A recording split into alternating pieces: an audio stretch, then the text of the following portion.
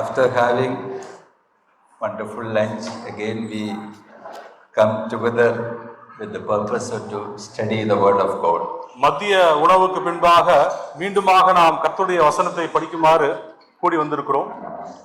So try your level best that not to fall into temptations. என்னால் முடிந்த வரை நான் முயற்சி செய்கிறேன், நீங்கள் சோதனைக்கு உட்படாதபடிக்கு. There is all the likely that we may go for a small sleep while we hear the word.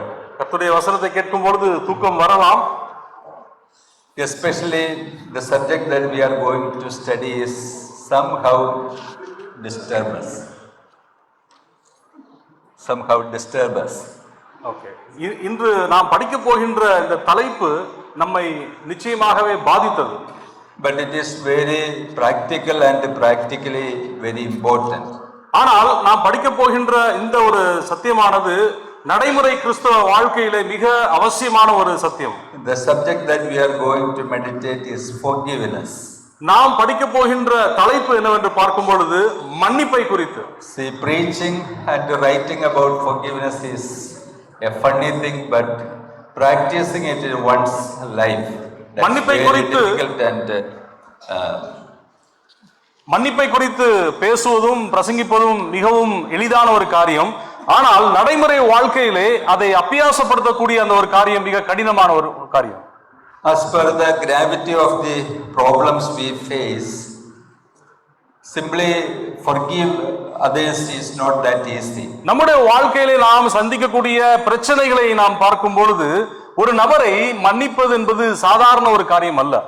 To forgive others, which demands more mental and spiritual preparations, then only we can do it in the will of the Lord. ஒரு நபரை மன்னிக்க வேண்டும் என்றால் நாம் அதற்காக ஆயத்தப்பட வேண்டும். நம்முடைய சரீர பிரகாரமாகவும் ஆவிக்குரிய பிரகாரமாய் நாம் ஆயத்தப்பட வேண்டும். அப்பொழுதுதான் அது எளிதாகும். But we Christians are forgiven, therefore we are commanded to forgive others. கிறிஸ்தவர்களாகிய நாம் மன்னிப்பை நாம் அனுபவித்திருக்கிறோம், மன்னிக்கப்பட்டவர்களாய் நாம் காணப்படுகிறோம். ஆகையால் we can say that this is the sweetness of Christianity. இது ஒரு கிறிஸ்தவத்தின் ஒரு இனிமையான ஒரு அனுபவம் என்று நாம் சொல்லலாம். மன்னிப்பு என்பது Christ himself was portrayed as the greatest example of love and forgiveness. நம்முடைய கர்த்தராகிய இயேசு கிறிஸ்து அன்பிற்கும் மன்னிப்பிற்கும் சிறந்த ஒரு உதாரணமாய் காணப்படுகிறார். See, in the book of in the Old Testament book as well as in the New Testament, we can see great men of God. They were struggling with this aspect and they succeeded in it by the grace of God. நீங்கள் பழைய ஏற்பாடு மற்றும் புதிய ஏற்பாடு நீங்கள் பார்க்கும் பொழுது அநேக தெய்வ மனிதர்கள் இந்த மன்னிப்பு என்ற ஒரு காரியத்திலே தடுமாற்றத்தை நீங்கள் காணக்கூடும். இருப்பினும் கர்த்தருடைய கிருபையினால் அதை சாத்தியமாக்கினார்கள். From the Old Testament we will see one important biographical sketch which illustrates the idea of forgiveness. ஆகையால் இந்த நாளிலே நாம் பழைய ஏற்பாட்டிலே ஒரு அருமையான ஒரு கேரக்டரை குறித்து நாம் பார்க்க போகின்றோம். அவர் எவ்விதமாக மன்னிப்பை தன் வாழ்க்கையிலே வெளிப்படுத்தினார் என்று. So we will study the example of David. தாவீது என்ற ஒரு நபரை குறித்து நாம் வாசிக்க இருக்கிறோம். Of course he was a great hero of faith in the Old Testament. பழைய ஏற்பாட்டு புத்தகத்திலே நீங்கள் பார்க்கும் பொழுது விசுவாசத்தை குறித்ததான ஒரு சிறந்த ஒரு நல்ல உதாரணமாய் அவர் காணப்படுகிறார். Once a time he was so much attacked by enemies. ஆனால் fierce enmity. ஆனால் அவருடைய வாழ்க்கை முழுவதுமாக நீங்கள் பார்க்கும் பொழுது அநேகர் அவரை எதிர்த்தார்கள், மிக மோசமாக அவரை எதிர்த்தார்கள். Wherever he went, his enemies followed with the purpose of killing him. எங்கெல்லாம் அவர் சென்றாரோ அங்கெல்லாம் அவருடைய எதிரிகள் அவரை விரட்டி சென்றார்கள். The greatest enemy he faced during his life there was Saul, the king. அவருடைய வாழ்க்கையிலே மிக மோசமான ஒரு எதிரி யாராக இருந்தார் என்று பார்க்கும் பொழுது அது ராஜாவாகிய Saul. 1 Samuel chapter 18 verses 8 and 9. 1 Samuel 18ஆம் அதிகாரம் வசனம் 1 முதல் 9 வரை. Then Saul was very angry and saying displeased him, and he said, they have ascribed to David 10,000s, and to me they have ascribed only thousands. Now what more can he have but the kingdom? So Saul eyed David from that day forward. 8 and 9. 8 and 9. 18ஆம் அதிகாரம் 1 Samuel 18ஆம் அதிகாரம் வசனம் 8 மற்றும் 9. அந்த வார்த்தை சவுலுக்கு விசனமாயிருந்தது. அவன் மிகுந்த எரிச்சல் அடைந்து, தாவீதுக்கு 10,000 எனக்கோ 1000 கொடுத்தார்கள், இன்னும் ராஜாங்கம் மாத்திரம் அவனுக்கு குறைவாயிற்று என்று சொல்லி அந்நாள் முதல் கொண்டு சவுல் தாவீதை மகாரமாய் பார்த்தான். See, actually, what was the beginning of this enmity? இந்த ஒரு எதிர்ப்புக்கு சவுல் தாவீதை எதிர்க்கக்கூடிய அந்த காரியத்திற்கு என்ன ஒரு முக்கிய காரணமாக இருக்கிறது? All that began in the heart of Saul, not in the heart of David. அது எங்கே இந்த எதிர்ப்பு துவங்கிற்று என்று பார்க்கும் பொழுது அது சவுலுடைய இருதயத்திலே துவங்கிற்று. See, when the nation Israel faced with the greatest enemy ever they had, that Goliath, actually Saul and the other soldiers, they feared the enemy, but in that place David stepped forward and defeated the enemy. இஸ்ரவேலின் மிக மோசமான எதிரிகளாகிய அந்த பெலிஸ்தியன் ஆகிய கோலியாத்தை கண்டு சவுலும் அவருடைய சேனைகள் அனைவரும் பயந்து நடுங்கினார்கள். அந்த தருணத்திலே தாவீது எதிர்த்து அங்கு போராடி ஜெயம் கொண்ட ஒரு காரியத்தை நாம் அங்கே பார்க்கிறோம். Following that, an incident happened, probably it was a reception or a celebration of the victory.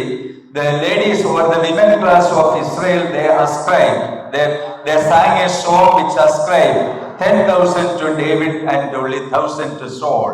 அப்பொழுது வெற்றியை அடைந்த அந்த தாவீது எருசலேம் பட்டணத்திற்குள்ளாக வரும்பொழுது அங்கு நடனமாடி அங்கு தாவீதை அங்கு புகழ்ந்து கொண்டிருந்தார்கள். அப்பொழுது அவர்கள் விதமாய் பேசின ஒரு காரியம், அதாவது சவுல் கொன்றது 1000, தாவீது கொன்றது 10,000 என்று அங்கு சொல்லக்கூடிய ஒரு காரியத்தை பார்க்கிறோம். See, all that began with the envious heart or the wicked heart of Saul. அந்த நாள் முதல் சவுலுடைய இருதயத்திலே இந்த ஒரு பகையானது தூங்கக்கூடிய ஒரு காரியத்தை பார்க்கிறோம். Many things like that may take place among the believers also. இவ்விதமாகத்தான் விசுவாசிகளுடைய இருதயத்திலும் கோபமானது, இந்த எதிர்ப்பானது தோங்குகிறது. And not only this, but many other instances we can see the same kind of response from the part of Saul. இவ்விதமாக அநேக தருணத்திலே சவுல் இவ்விதமாக பிரதிபலிக்கக்கூடிய ஒரு காரியத்தை நாம் பார்க்கக்கூடும். We will see another incident, chapter 18, 1 Samuel chapter 18 verse 25. அதே அதிகாரம் 25ஆம் வசனத்திலே நாம் பார்ப்போம். அப்பொழுது சவுல் ராஜா பரிசுத்தை விரும்பாமல் பெலிஸ்தேரின் 100 நுனித்தோல்களினால் ராஜாவின் சத்துருக்களிடத்தில் பழிவாங்க விருப்பமாய் இருக்கிறார் என்று தாவீதுக்கு சொல்லுங்கள் என்றான். தாவீதை பெலிஸ்தரின் கையினால் விழப்பண்ணுவதே சவுலுடைய எண்ணமாயிருந்தது. See, பாருங்கள், where we see actually a trap made by King Saul. இங்கே சவுல் ராஜா ஒரு காரியத்தை செய்கிறார். There was a proposal made by King Saul to David. இவ்விதமாக தாவீதுக்கு ஒரு காரியத்தை சொல்லுகிறார் சவுல் ராஜா. He says that I will give my daughter in marriage to David, and no other dowry I demanded, only the 100 foreskins of Philistines. என்னுடைய மகளை உனக்கு திருமணத்தில் நான் கொடுக்கிறேன், நீ எனக்கு திரும்ப செலுத்த வேண்டிய காரியம் எதிரிகளுடைய நுனித்தோலின் 1000 நுனித்தோலை நீ தர வேண்டும் என்று அங்கு கேட்கிறார். Hearing it may feel that it's a simple thing, and how much king actually loves David. பாருங்கள் எவ்விதமாக இந்த சவுல் ராஜா ஒரு காரியத்தை செய்கிறான் என்று. See, he being a royal, belonged to a royal family, David was coming from a low class family. Even though the king was ready to give his daughter to David in marriage. சவுலை குறித்து பார்க்கும் பொழுது அவன் ஒரு ராஜா, ஒரு அரச குடும்பத்தில் இருந்து வந்தவன். ஆனால் இந்த தாவீதை பார்க்கும் பொழுது ஒரு ஏழ்மையான ஒரு குடும்பத்தை சேர்ந்தவன். அவனுக்கு தன்னுடைய மகளை கொடுப்பதற்கு அவர் தீர்மானிக்கிறார். Actually, that plan did not originate from his good heart, but from his wicked heart. ஆனால் அவருடைய இந்த ஒரு திட்டமானது அவருடைய நல்ல இருதயத்திலிருந்து தோன்றவில்லை, அது அவருடைய மோசமான ஒரு பாவம் நிறைந்த அந்த பொல்லாத இருதயத்திலிருந்து தோன்றிற்று. Actually, what was the intent of King Saul? But Saul thought to make David fall by the hands of the enemies.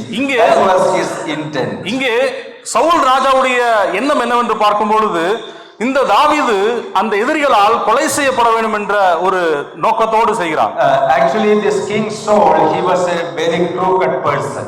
Saul ராஜாவை குறித்து பார்க்கும் பொழுது அவன் ஒரு கேடுள்ள இருதயம் படைத்த ஒரு மனிதன். Actually, he wanted to eliminate every person who may become an enemy to him. அவனுடைய வாழ்க்கையிலே அவனுக்கு அங்கு இடையூறாக வரக்கூடிய யாராக இருப்பினும் அவர்களை அங்கிருந்து நிராகரிப்பதே, அவர்களை அழித்து போடுவதே அவனுடைய திட்டமாக இருக்கிறது. But David was simple and very straightforward. He went out and he was victorious in that great attempt. ஆனால் தாவீதை குறித்து பார்க்கும் பொழுது அவன் ஒரு உண்மையுள்ள ஒரு இருதயமுடையவனாய் இருப்பதனால் அந்த 100 நுனித்தோலை அவன் அங்கே கொண்டு வந்து ராஜாவிடத்திலே கொடுத்து வெற்றிகரமாக அந்த காரியத்தை செய்து. What was the response of King Saul? Chapter 18 verse 29, and Saul was still more afraid of David. That was the result. இறுதியிலே என்ன நிகழ்ந்தது என்று பார்க்கும் பொழுது அவதமாக தாவீது 100 நுனித்தோலை கொண்டு வந்து சவுலிடத்திலே சேர்க்கும் பொழுது அந்த சவுலானவன் அங்கு இன்னும் அதிகமாய் தாவீதை குறித்து பயந்து போனான் என்று பார்க்கிறோம். So Saul became David's enemy continually.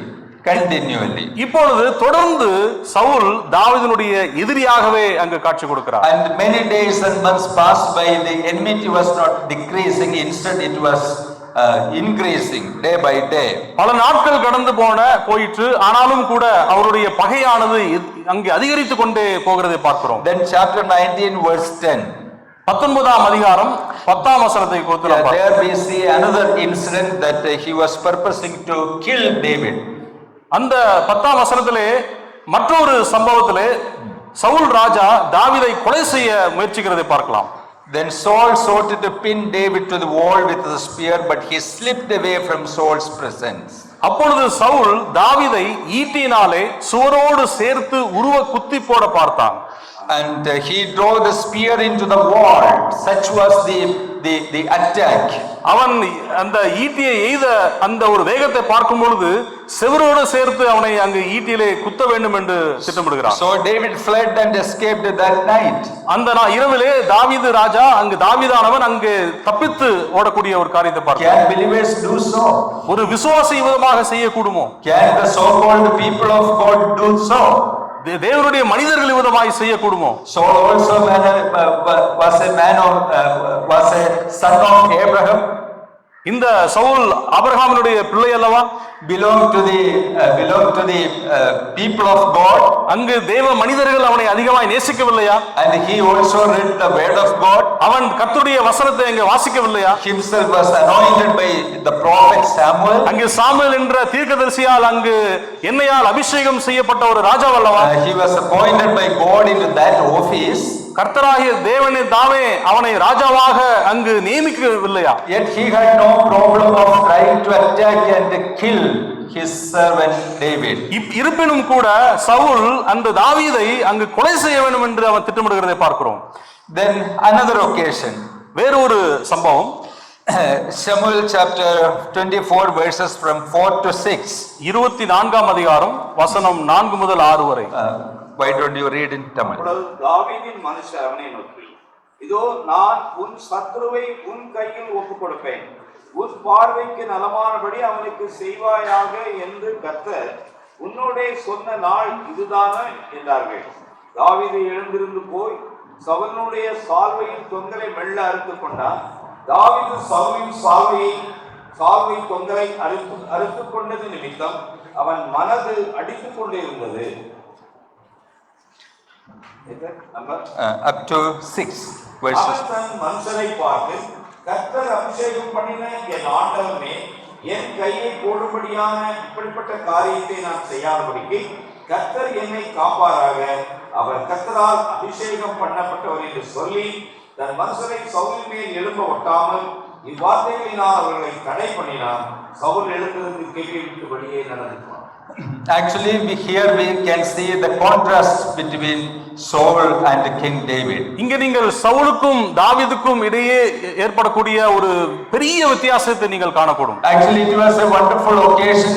If David had the might, he could have killed and eliminated his enemy forever. நினைத்திருந்தால் தாவீது இங்கே சவுலை அங்கு முற்றிலுமாக அழித்திருக்க முடியும். He entered the cave for his comfort purpose. Actually, he was in the trap or under the arm of David. அங்கே சவுல் அங்கு ஓய்வெடுப்பதற்காக ஒரு குகைக்குள்ளாக சென்று ஓய்வெடுத்துக் கொண்டிருந்தான். அங்கு தாவீது அதை பார்த்தான்.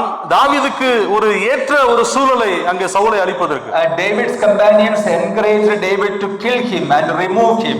தாவீதினுடைய உடனே இருந்தவர்கள் எல்லோரும் தாவீதை பார்த்து இவனை கொலை செய்வதற்கு இது சரியான ஒரு சந்தர்ப்பம் என்று அங்கு தூண்டினார்கள். The men of David said to him, "This is the day of which the Lord said to you, behold, I will deliver your enemy into your hand.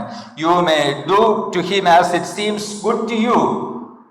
அப்பொழுது 4ஆம் வசனத்தில் வாசிக்கிறோம், அப்பொழுது தாவீதின் மனுஷர் அவனை நோக்கி, இதோ நான் உன் சத்துருவை உன் கையில் ஒப்பு கொடுப்பேன், உன் பார்வைக்கு நலமானபடி அவனுக்கு செய்வாயாக என்று கர்த்தர் உன்னோடே சொன்ன நாள் இதுதானே என்றார்கள். So all the soldiers, all the party belonged to David encouraged him to eliminate him. This is the wonderful, the best occasion. Nobody will accuse us. தாவீதினுடைய மனுஷர்கள் எல்லோரும் இது சரியான ஒரு சந்தர்ப்பம், இதை நழுவ விடாதே, அழித்து விடு என்று அவனை தூண்டக்கூடிய ஒரு காரியத்தை பார்க்கிறோம். Actually, what was the response of David? ஆனால் தாவீது விதமாக பிரதிபலித்தான் என்று பார்க்கும் பொழுது He had all the opportunities to eliminate his enemy. அவனுக்கு எல்லா சூழ்நிலையும் சாதகமாக இருந்தது தன்னுடைய எதிரியை அழிப்பதற்கு. But David did not do that. ஆனால் தாவீது விதமாய் செய்யவில்லை. What was his response? தாவீது விதமாய் பிரதிபலித்தான். And David arose and secretly cut off a corner of Saul's robe.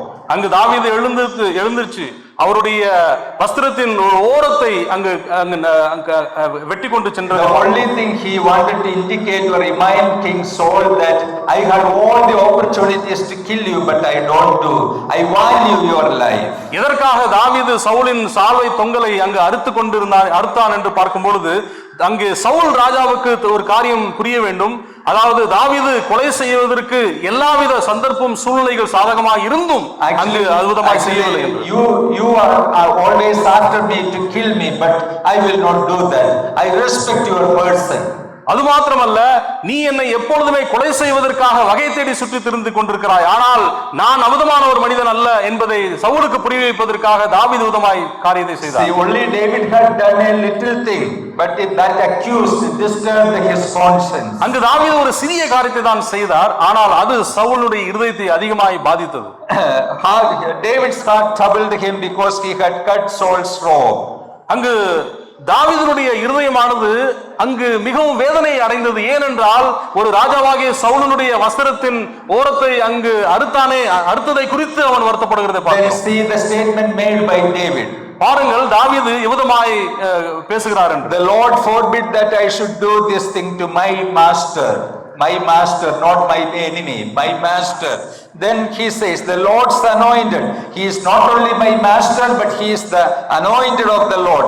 To stretch out my hand against him, seeing he is the anointed of the Lord. அங்க 6ஆம் வசனத்திலே பார்க்கும் பொழுது அவன் தன் மனுஷரை பார்த்து, கர்த்தர் அபிஷேகம் பண்ணின என் ஆண்டவன் மேல் என் கையை போடும்படியான இப்படிப்பட்ட காரியத்தை நான் செய்யாதபடிக்கு கர்த்தர் என்னை காப்பாராக என்று சொல்லுகிறதை பார்க்கிறோம். There may be many men and women or families who might disturb us.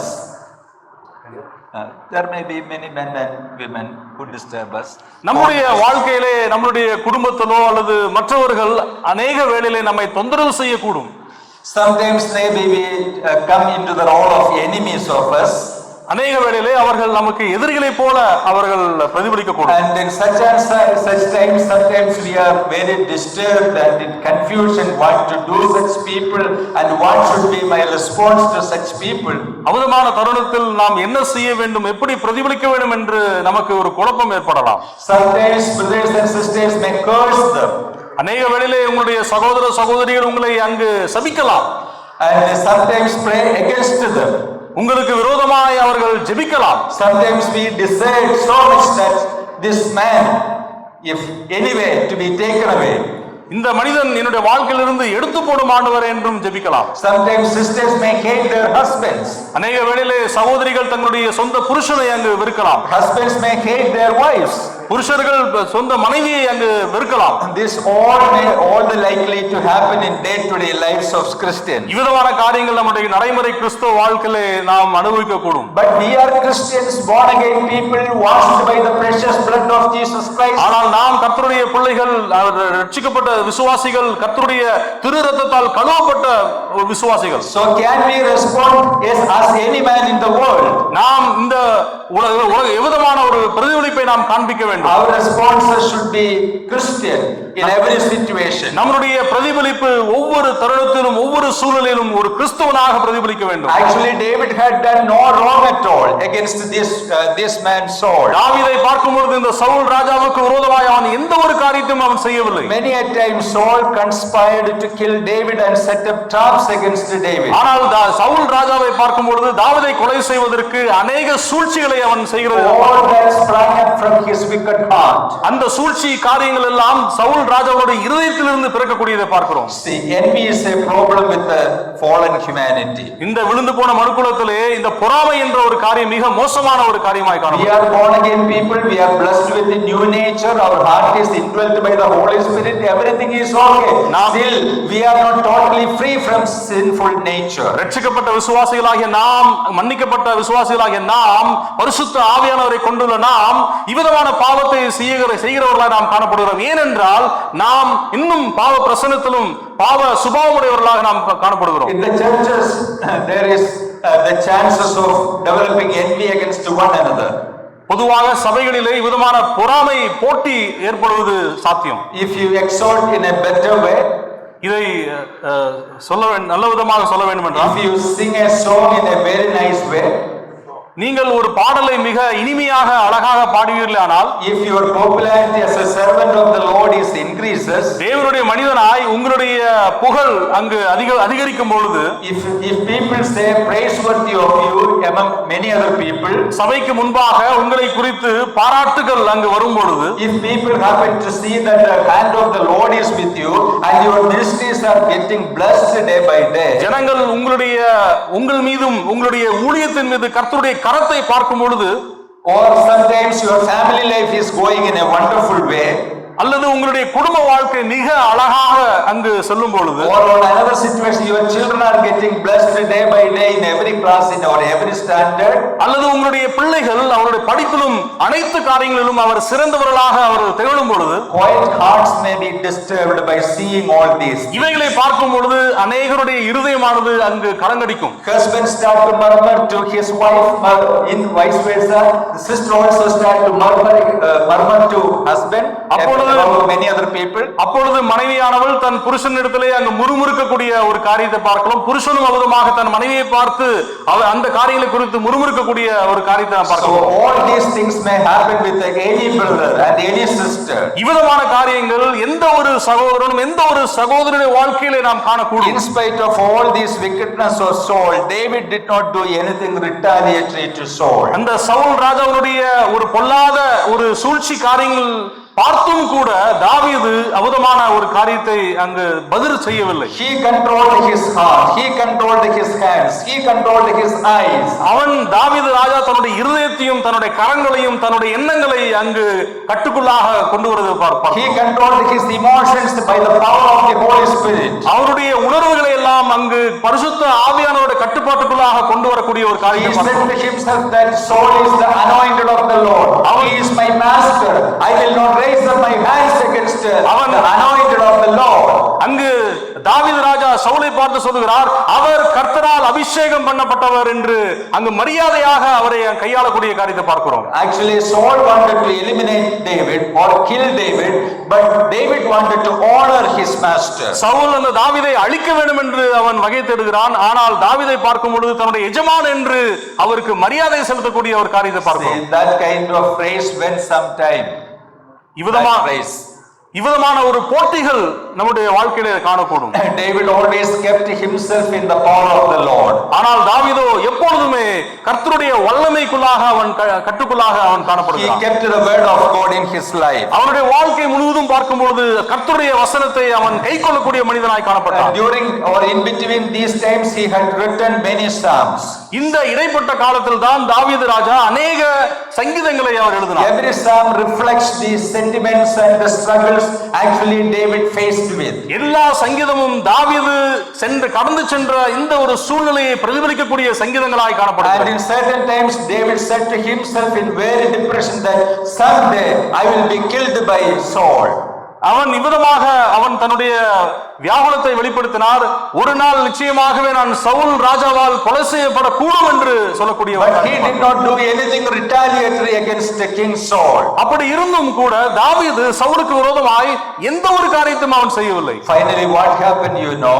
இறுதியிலே என்ன நிகழ்ந்தது என்று நீங்கள் That's அறிவீர்கள். very terrifying. அது மிக மோசமான ஒரு காரியம். This King Saul was killed by Amalekites. அங்கே அமலேக்கரால் அங்கு சவுல் ராஜா கொலை செய்யப்படுகிறதை பார்க்கிறோம். Once a pastor said like this that one day actually when David was in his youth this man took the spear and wanted to kill David by the spear. By the same spear years after himself was killed. That's very terrifying. எந்த ஈட்டினால் தாவீதை செவுத்தோடு அவனை அங்கு உருவ குத்த வேண்டும் என்று வகை தேடினானோ அதே ஈட்டியினால் இந்த சவுல் ராஜா அவன் கொலை செய்யப்படுகிறதை நாம் பார்க்கிறோம். Christ exhorted to Peter that you shall not take sword because the sword shall make you problems. கர்த்தராகிய இயேசு கிறிஸ்து விதமாய் சொன்னார், கத்தியை எடுப்பவன் கத்தியினாலே அவன் மரிப்பான் என்று சொன்ன வார்த்தை. Because you shall be fallen by the same sword. ஏனென்றால் எந்த கத்தியை எடுக்கிறீர்களோ அதே கத்தியினால் நீங்கள் கொலை செய்யப்படுவீர்கள். See, we all the time keep these principles in our hands, in our hearts. எப்பொழுதுமே இந்த ஒரு தத்துவத்தை நம்முடைய இருதயத்திலே நாம் வைத்து வைக்க வேண்டும். There may not be souls in the church who are going after our lives. நம்முடைய சபைகளிலே நம்முடைய ஜீவனை அழிக்க வேண்டும் என்று வகை தேடக்கூடிய சவுல்கள் இல்லாமல் இருக்கலாம். But there may be many problems which disturb us continually. ஆனால் சபையிலே अनेक பிரச்சனைகள் தொடர்ச்சியாக நம்மை அங்கு பாதிக்கக்கூடியது. The great lesson we need to learn is that we should not move out to avenge for ourselves. ஆனால் நாம் தாவீதிடத்திலிருந்து கற்றுக்கொள்ளக்கூடிய காரியம் என்னவென்றால் பாடம் என்னவென்றால் நாம் பழி வாங்குதலை நாம் கைவிட வேண்டும். See, there is a God who sees all the things, all the dramas. ஏனென்றால் நடக்கக்கூடிய ஒவ்வொரு நிகழ்ச்சியையும் அங்கு கண்காணித்துக் கொண்டிருக்கிறார் நம்முடைய கர்த்தராகிய தேவன். Closely he look at this person's soul, and the Lord he closely look at this person David. ஏனென்றால் கர்த்தராகிய தேவன் இந்த சவுல் ராஜாவையும் இந்த தாவீதையும் அவர் அங்கு கண்காணித்துக் கொண்டிருக்கிறார். And God knows what to do. கர்த்தருக்கு தெரியும் இறுதியிலே என்ன செய்ய வேண்டும் என்று. Romans chapter 12 verses 19 to 21. ரோமர் 12ஆம் அதிகாரம் வசனம் 19 முதல் 21 வரை. ரோமர் எழுதின நிருபம் 12ஆம் அதிகாரம் 19 முதல் 21 வரை. பிரியமானவர்களே, பழிவாங்குதல் எனக்குரியது, நானே பதில் செய்வேன் என்று கர்த்தர் சொல்கிறார் என்று எழுதியிருக்கிறபடியால் நீங்கள் பழிவாங்காமல் கோபாக்கிற்கு இடம் கொடுங்கள்.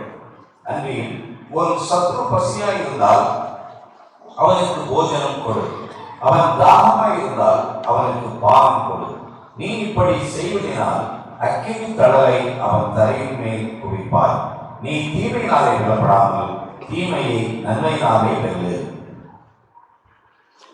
What's the teaching of the word of God? இங்கே கர்த்தருடைய வசனம் நமக்கு என்ன கற்பிக்கிறது? Beloved, do not avenge yourselves. பிரியமானவர்களே, பழி வாங்குதலை எனக்குரியது. You should not move out of your anger to do some harm against somebody. நீங்கள் யாரையும் பழி வாங்க கூடாது என்பது நாம் இங்கே பார்க்கிறோம். Rather give place to the Lord. நீங்கள் தேவன் கிரியை செய்வதற்கு இடம் கொடுங்க. The Bible does not say that against all kinds of unrighteousness and atrocities God will be passive and he will not do. But the word says with a louder voice that vengeance is mine, I will repay. இங்கே உலகத்திலே நடக்கக்கூடிய அநியாயங்கள் அக்கிரமங்களை நாம் பார்க்கும் பொழுது தேவன் அதை பார்த்து சும்மா இருக்கக்கூடிய தேவன் அல்ல. அவர் சொல்லுகிறார், பழிவாங்குதல் எனக்குரியது, நானே பதில் செய்வேன் என்று சொல்லுகிறார். This is applicable to believers and to non-believers also. இது விசுவாசிகளுக்கும் பொருந்தும், அவிசுவாசிகளுக்கும் இது பொருந்தும். See, centuries back, you know the history of Israelites during their time in Egypt. நூற்றாண்டுகளுக்கு முன்பாக நடந்த எகிப்து தேசத்தில் நடந்த சம்பவங்களை குறித்து நாம் அறிவோம். Many infants, boys were thrown into the flood of Nile river. அங்கு நைல் நதியிலே அங்கு அநேக ஆண் குழந்தைகளை அங்கு எறிந்தார்கள். Many were thrown to crocodiles. அங்கே முதலைகள் அந்த ஆண் பிள்ளைகளை அங்கு தின்றது என்று பார்த்தோம். Nobody was there to ask questions against the Pharaoh. அந்த ஃபரோவுக்கு விரோதமாய் அல்லது எதிர்த்து கேள்வி கேட்கக்கூட ஆளில்லாத ஒரு சூழ்நிலை பார்க்கிறோம். Hundreds of infants were drowned in the river Nile. நூற்றுக்கணக்கான ஆண் பிள்ளைகள் அந்த நைல் நதியிலே வீசப்பட்டார்கள். Their parents, their mothers cried unto the Lord. அவருடைய பெற்றோர்கள் அங்கு தாய்மார்கள் அங்கு தேவனை நோக்கி கூக்குரலிட்டார்கள். There seemed no answer from heaven. அநேக நாட்கள் சென்று அங்கு எந்த ஒரு பதிலும் இல்லை. But these people trusted in the justice and righteousness of God. ஆனால் இந்த ஜனங்களை பார்க்கும் பொழுது தேவனுடைய நீதியிலும் தேவனுடைய சத்தியத்திலே அவர்கள் உறுதியாய் இருந்தார்கள். Decades passed by. அநேக வருடங்கள் கடந்து போயிற்று. On the night of Exodus, what happened, do you know? அந்த யாத்திராகம புத்தகம் அந்த இரவிலே என்ன நிகழ்ந்தது என்று நீங்கள் அறிவீர்கள். For the Israelites, God made a wonderful way in the midst of Red Sea. அங்கு கர்த்தராகிய தேவன் செங்கடலை பிளந்து அதன் வழியாக தன்னுடைய ஜனங்களை கொண்டு சென்றார். Israeli people, they crossed the Red Sea, safely reached the other side. அங்கு இஸ்ரவேல் ஜனங்கள் அந்த செங்கடலை வழியாக கடந்து பாதுகாப்பாக அக்கறையை சென்றார்கள். And once they reached the other side, the soldiers of that Egyptian army tried to do the same. அவுதமாக இந்த எகிப்து போர் சேவர்களும் அந்த செங்கடல் இடையாக அவர் அங்கு கடக்க முயற்சித்தார்கள். So the soldiers of Egyptian army followed the Israelites. இஸ்ரவேல் ஜனங்களை பின்தொடர்ந்து வந்த அந்த எகிப்து சேனையானது, but you know, thousands of Egyptian soldiers were drowned in the Red Sea. அந்த செங்கடலால் மூடப்பட்டு மூழ்கி அங்கு மடிந்து போகக்கூடிய ஒரு காரியத்தை பார்க்கிறோம். On the next day morning, thousands and thousands of corpses of this Egyptian army were floating in the Red Sea. அடுத்த நாள் காலையிலே பார்க்கும் பொழுது எகிப்திய சேனைகள் அந்த செங்கடலே அழிக்கப்பட்டு மிதந்து அவருடைய சரீரமானது மிதந்து கொண்டிருக்கக்கூடிய காட்சியை தான் அந்த ஜனங்கள் பார்த்தார்கள். Then the Egyptian people would have remembered that centuries by how many infants were thrown to a river, a Nile river.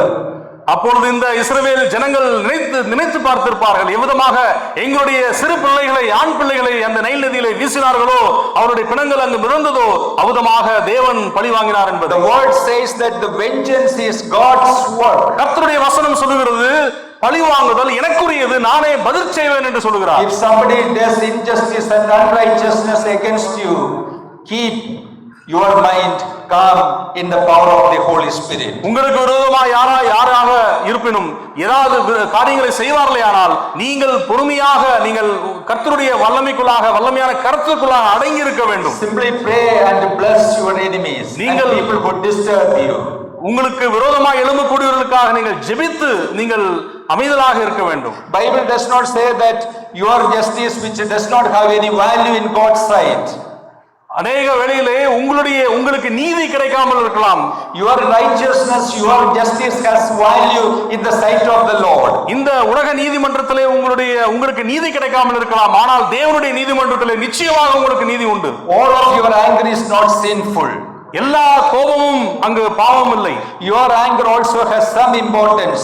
உங்களுடைய கோபத்திலே நிச்சயமாக முக்கியத்துவம் உள்ளது. But God is having his own way to solve the issue. ஆனால் அந்த பிரச்சனையை தேவன் வேறு விதமாக நல்ல விதமாக அவர் கையாளுவார். So he will answer to all the problems that you face in his own time and in his own way. உங்களுடைய வாழ்க்கையில் உள்ள அனைத்து பிரச்சனைகளுக்கும் தேவன் அவருடைய வேளையிலே அவருடைய விதத்தில் அவர் பதில் கொடுப்பார். So the word teaches us this way, James chapter 1 verses 19 and 20. யாக்கோபு 1ஆம் அதிகாரம் வசனம் 18-19.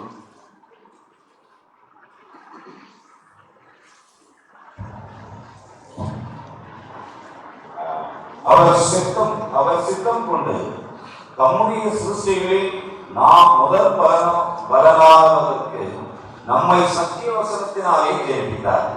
ஆகையாக என் பிரியமான சகோதரரே, யாவரும் கேட்கிறதற்கு தீவிரமாய், பேசுகிறதற்கு பொறுமையாய், போதிக்கிறதற்கு தாமதமாய் இருக்க கடவுள்கள்.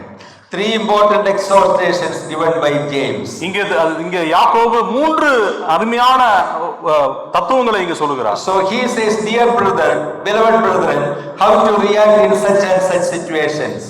என் அருமையானவர்களே, எவ்விதமாக இப்படிப்பட்ட சூழ்நிலையில நாம் பிரதிபலிக்க வேண்டும் என்று சொல்லுகிறார். When some people mistreat you without any respect and honor, what you should do? ஒருவேளை யாரேனும் உங்களிடத்திலே தவறாக நடந்து கொள்வார்களே ஆனால், உங்களுக்கு கொடுக்க வேண்டிய கனத்தை கொடுக்காமல் போவார்களே ஆனால், நீங்கள் எப்படி பிரதிபலிக்க வேண்டும்? Your response should not be sudden and without counsel. ஆகையால் அந்த தருணத்திலே நீங்கள் அங்கு சோர்ந்து போகக்கூடாது என்று சொல்லுகிறார். Let every man be swift to hear. ஆகையால் என் பிரியமான சகோதரரே, நீங்கள் யாவரும் கேட்கிறதற்கு தீவிரமாயும், slow to speak, பேசுகிறதற்கு பொறுமையாயும், and slow to arouse, கோபிப்பதற்கு தாமதமாயும் இருக்க கடவர்கள். See, some people before hearing something they will begin to answer. அநேகர் காரியத்தை சரியாக கேட்பதற்கு முன்பாகவே அவர்கள் பதில் சொல்ல முயற்சிப்பார்கள். If your wife says something, உங்களுடைய மனைவி ஒரு காரியத்தை சொல்லும் பொழுது, if your co-worker or church member says something, உங்களோட வேலையை பார்க்கக்கூடியவர்களோ அல்லது சபையில் உள்ள ஒரு இடை விசுவாசிகளோ உங்களிடத்திலே ஒரு காரியத்தை சொல்லும் பொழுது, what the first step we need to do? நாம் செய்ய வேண்டிய முதல் காரியம் என்ன? Listen carefully. நீங்கள் கேட்கிறதற்கு தீவிரமாய் இருக்க வேண்டும். Dear brother or sister, come and be seated and say, I am ready to hear. என் அருமையான சகோதர சகோதரியே, வாருங்கள், நான் கேட்பதற்கு ஆயத்தமாக இருக்கிறேன், சொல்லுங்கள் என்று நாம் தீவிரமாய் கேட்க வேண்டும். The husband should be ready to hear what the wife is having to say. அங்கு மனைவி என்ன சொல்ல வேண்டும் என்று நினைக்கிறாள் என்பதை அங்கு கணவனானவன் தீவிரமாய் கேட்க வேண்டும். We should give our ear to our children also. They have something in their mind to say.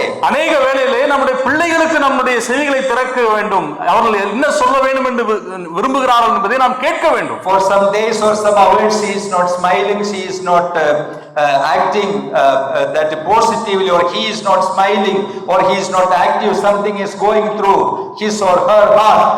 How we should respond? Sit together and listen patiently. அவர்கள் சரியாக முகபாவனை இல்லையே, அவர்கள் சோகமாக இருக்கிறார்களே, என்னவா இருக்கும் என்று நாம் அவரிடத்தில் சென்று அமர்ந்து காரியத்தை நாம் விசாரிக்க வேண்டும். Many problems will be solved if you are ready to hear. நீங்கள் கேட்பதற்கு தீவிரமாய் இருப்பீர்களேயானால் அநேக பிரச்சனைகளுக்கு நீங்கள் தீர்வு காண முடியும். If you are a church leader, then what's our responsibility is that in such situation with such people, be ready to hear. He is having something to speak to you. நீங்கள் சபை தலைவராக மூப்பராக இருப்பீர்களேயானால் அமிதமான ஜனங்களிடத்திலே நீங்கள் அமர்ந்து பொறுமையாக தீவிரமாய் நீங்கள் காரியங்களை விசாரிக்க வேண்டும். People will not believe that we people have a solution to all the problems we face. எல்லா பிரச்சனைகளுக்கும் உங்களிடத்திலே அங்கு தீர்வு உண்டு என்று யாரும் எதிர்பார்ப்பதில்லை. They have only one need in many things. At least I must be heard. ஆனால் எல்லா சூழ்நிலையிலும் அவர்களுக்கு ஒரே ஒரு தேவைதான் இருக்கிறது. அது என்னவென்றால் அவர்களுடைய சொல்லக்கூடிய காரியத்தை கேட்பதற்கு ஒரு நபர் வேண்டும் என்று. Dear brother, I wanted to share my problem with somebody for my comfort, for my consolation. என் அருமையான சகோதரரே, என்னுடைய பாரத்தை இறக்கி வைப்பதற்கு யாரேனும் ஒருவர் என்னுடைய பிரச்சனையை கேட்க வேண்டும் என்று. I know you cannot solve my problem. எனக்கு தெரியும் என்னுடைய பிரச்சனைக்கு உங்களால் தீர்வு காண முடியாது என்று. But at least you hear me. நீங்கள் வெறும் என்னுடைய பிரச்சனையை தான் கேளுங்களே என்று சொல்லக்கூடிய சூழ்நிலை. Be ready to hear the problems raised by people, sisters and brothers.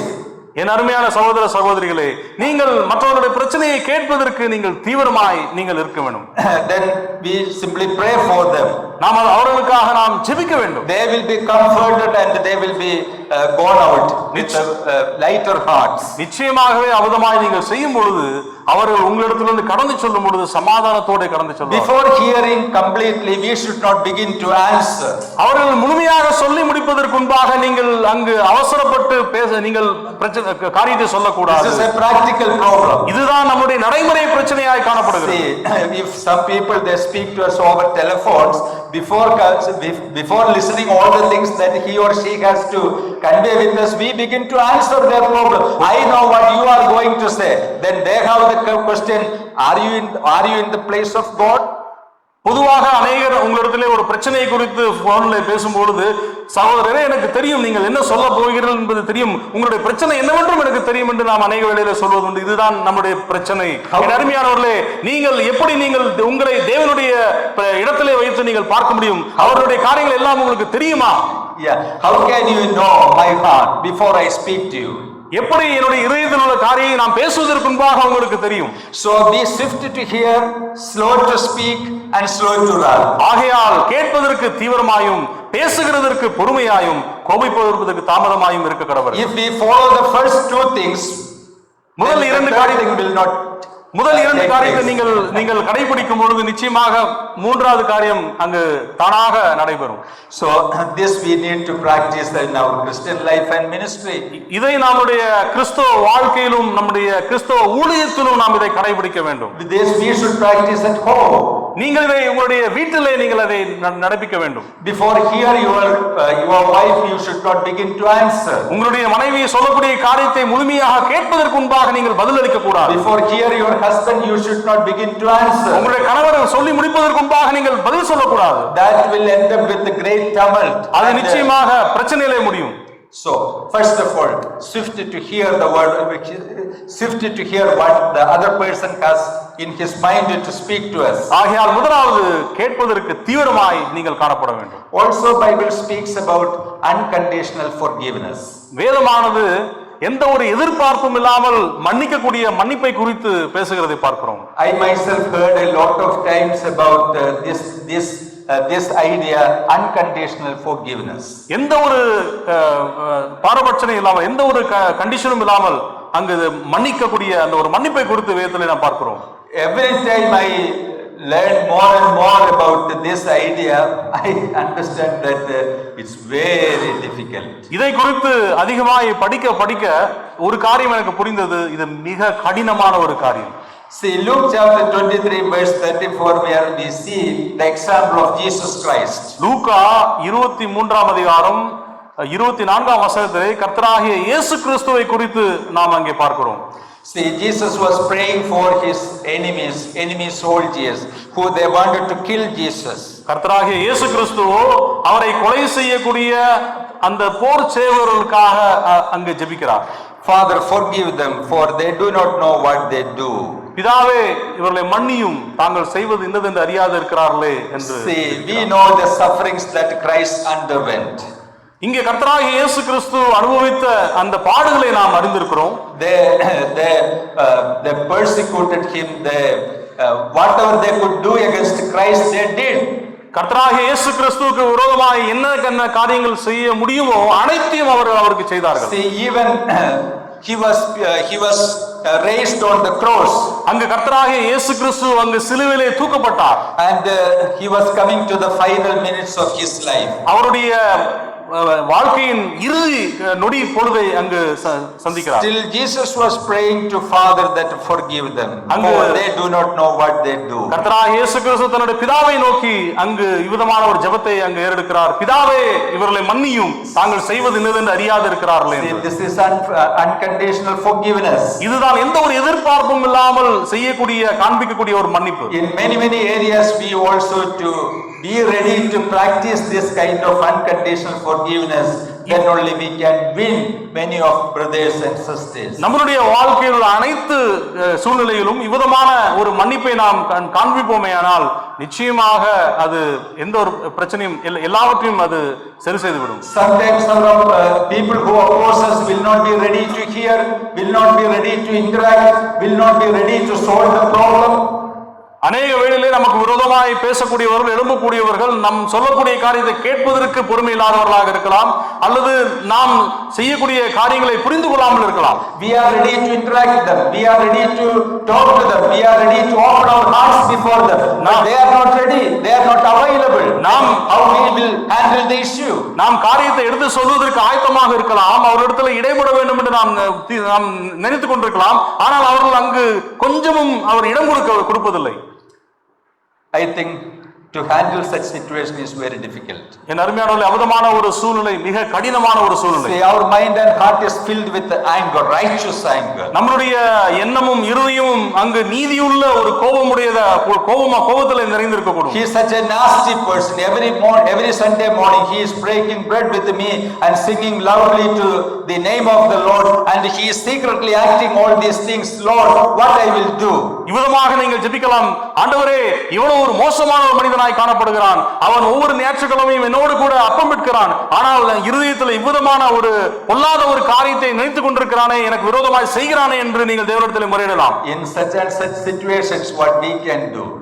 அவ்விதமான ஒரு சூழலிலே Lord, நீங்கள் என்ன செய்யக்கூடும்? Lord, I don't know what to do with these brothers. ஆண்டவரே, இவரிடத்தில் நான் என்ன செய்ய வேண்டும் என்று எனக்கு புரியவில்லையே என்று நீங்கள் I wanted to forget, I wanted to forgive, but I cannot. ஆண்டவரே, இவரை நான் மன்னிக்க வேண்டும் என்று நான் விரும்புகிறேன், ஆனால் என்னால் முடியவில்லை. In my power and in my strength, I don't think I can do it. ஆண்டவரே, என்னுடைய பலத்தினால் இது சாத்தியமில்லை என்று தேவனிடத்தில். So I trust in the power of the Holy Spirit. Help me, to encourage me, equip me so that I may forgive him, I may forget it. பரிசுத்த ஆவியானவருடைய வல்லமையிலே நான் விசுவாசிக்கிறேன். என் ஆண்டவரே, என்னை பலப்படுத்தும், எனக்கு உதவி செய்யும் என்று நீங்கள் தேவனிடத்திலே முறையிட வேண்டும். God will help us with his power. அப்பொழுது கர்த்தராகிய தேவன் அவர் இவ்விதமான மன்னிப்பை அளிப்பதற்கு உங்களுக்கு பலத்தை கொடுப்பார். And wait for the time of the Lord. தேவனுடைய வேலை வரும் வரை பொறுமையாக காத்திருக்க முடியும். He is not an unjust God. அவர் அநீதியான தேவன் அல்ல, அல்லது அநீதியை நடப்பிக்கக்கூடிய ஒரு தேவனும் அல்ல. He will work in behalf of me. அவர் என் சார்பாய் எனக்காக யுத்தம் செய்வார் என்று நாம் விசுவாசிக்கிறோம். He will honor my honor. அவர் என்னை கனப்படுத்துவார் என்ற ஒரு விசுவாசம் உடையவர்களாய் காணப்பட வேண்டும். But Lord, help me to wait for your time. ஆண்டவரே, உம்முடைய வேலை வரும் வரை பொறுமையாக காத்திருக்க எனக்கு பலத்தை தாரும் என்று நாம் கேட்க வேண்டும். Acts chapter 7 verse 60, where also we see a similar situation. அப்போஸ்தலர் நடவடிக்கைகள் 7ஆம் அதிகாரம் 7:60 7ஆம் அதிகாரம் 60ஆம் வசனம். அவனும் முழங்காற்படியிட்டு, ஆண்டவரே, இவர்கள் மேல் இந்த பாவத்தை சுமத்தாதீரும் என்று மிகுந்த சத்தமிட்டு சொன்னான். இப்படி சொல்லி நித்திரை அடைந்தார்.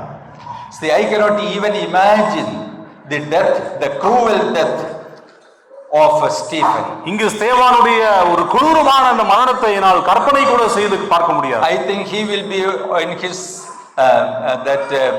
late 20s or in his 30s. அவனுடைய இளம் வயது உடையவனாய், அவன் 30 வயதிற்கும் கீழ்பட்ட ஒரு மனிதனாய் காணப்பட்டான். He is full of energy and vigor, and he was preaching the word of God before the Sanhedrin. அவன் கர்த்தருடைய ஆவியிலே நிறைந்தவனாய், வல்லமை உள்ள ஒரு போதகனாய் அவன் காணப்பட்டான். All the people gathered together,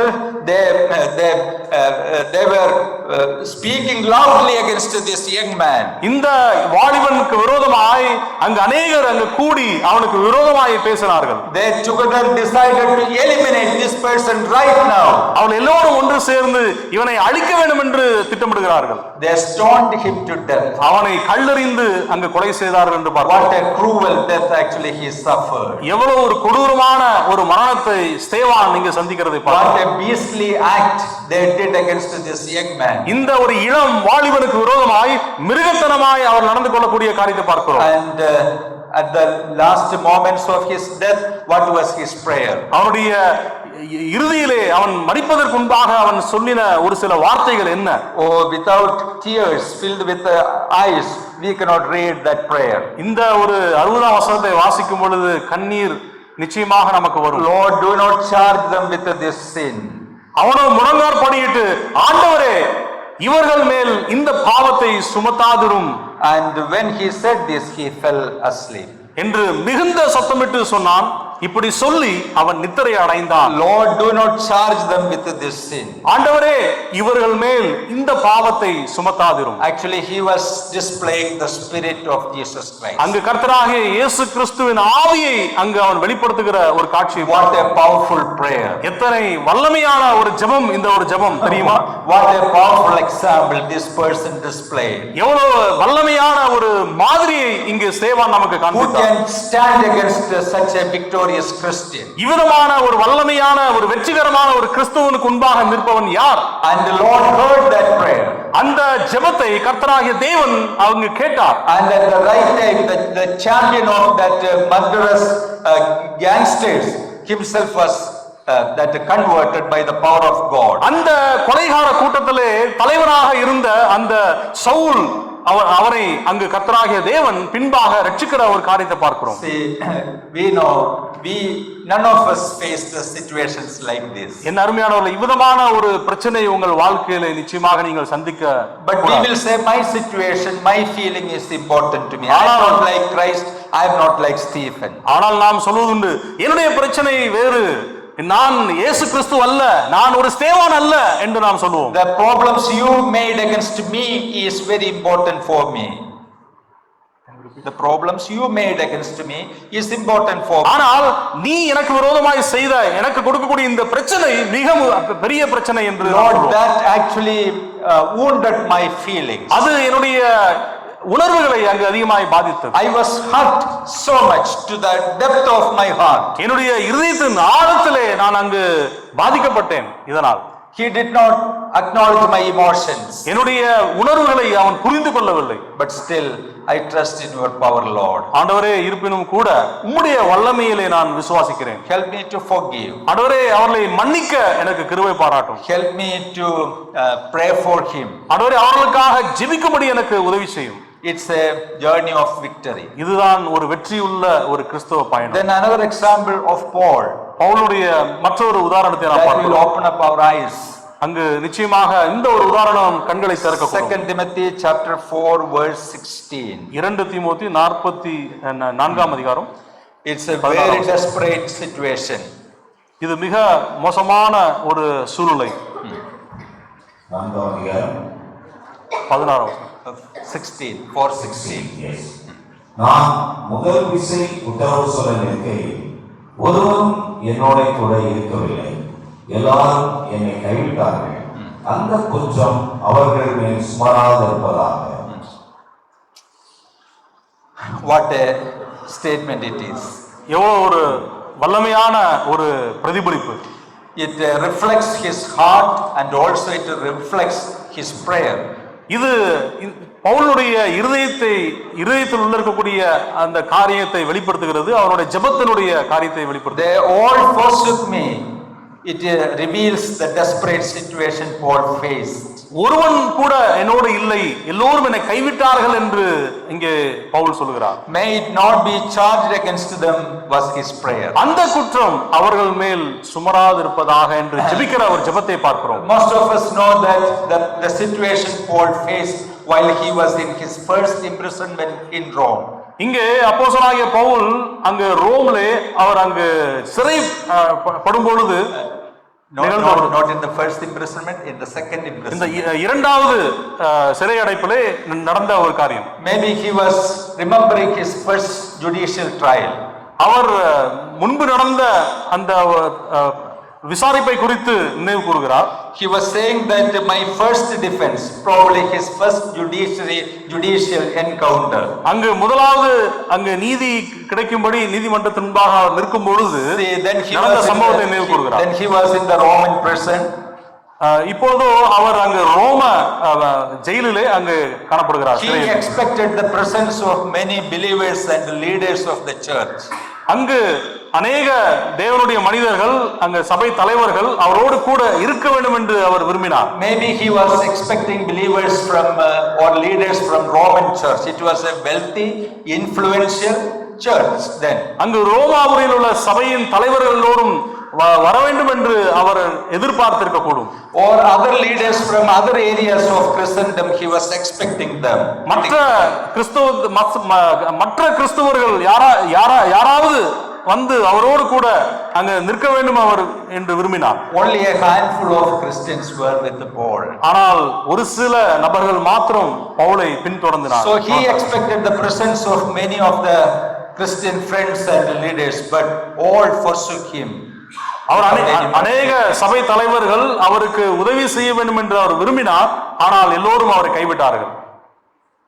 Paul was looking around.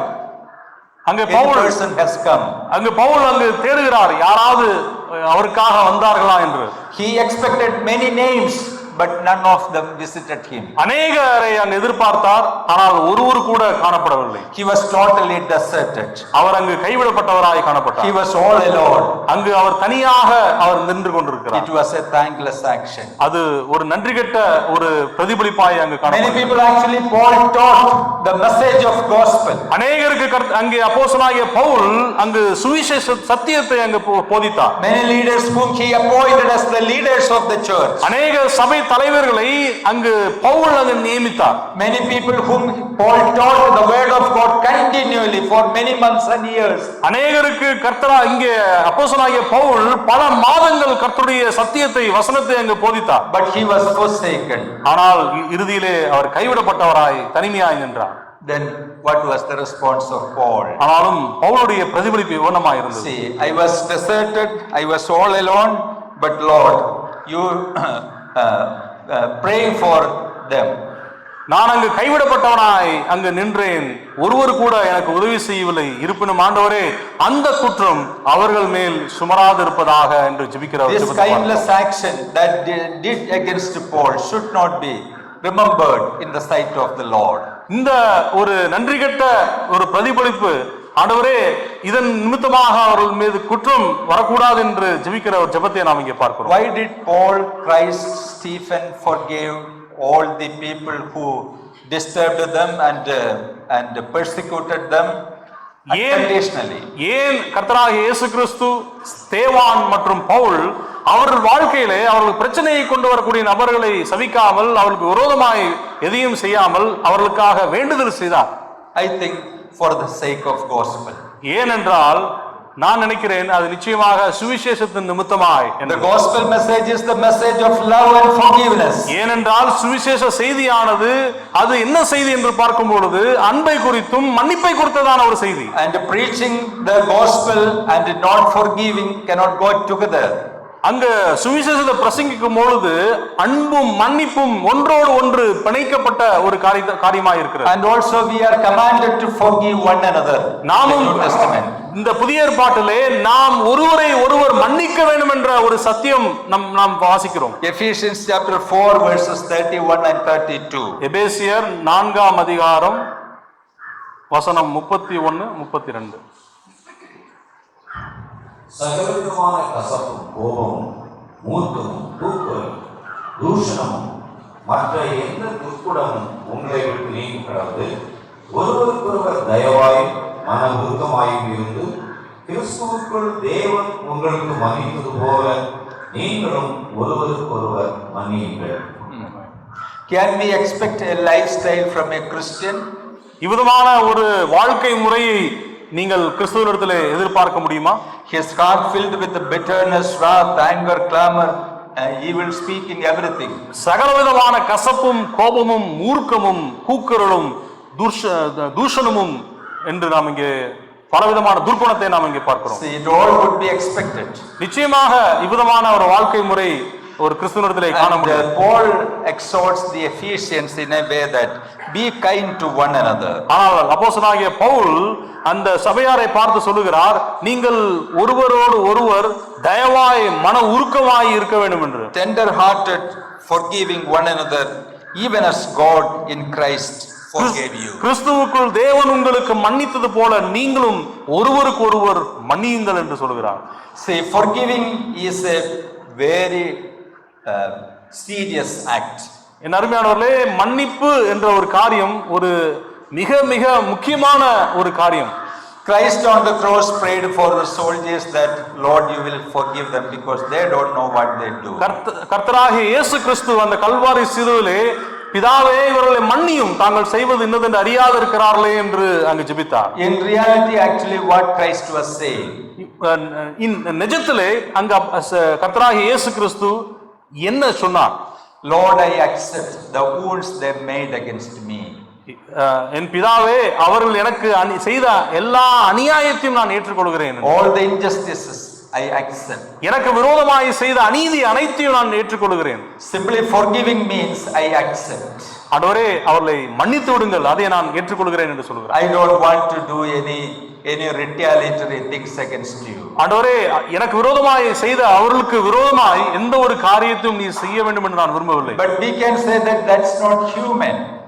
நாம் நிச்சயமாக சொல்லுவோம் அது ஒரு மனிதாபிமானம் இல்லாத ஒரு சூழ்நிலை. Without the grace and power of the Lord, can a man forgive this kind of forgiveness? இவ்விதமான ஒரு மன்னிப்பை நிச்சயமாக தேவனுடைய கிருபையினாலும் தேவனுடைய வல்லமையினால் நாமும் கூட காண்பிக்க முடியும். When we face with this kind of challenge, simply remember our own example, how God forgave me, a man like me.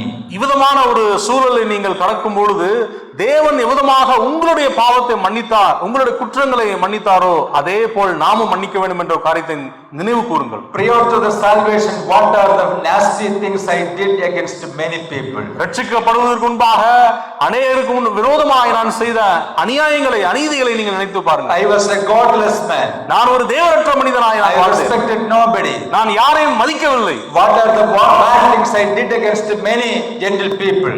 நான் அநேகருக்கு விரோதமாய் அநேக காரியங்களை நான் செய்தேன். What were the malicious talks I talked against many people?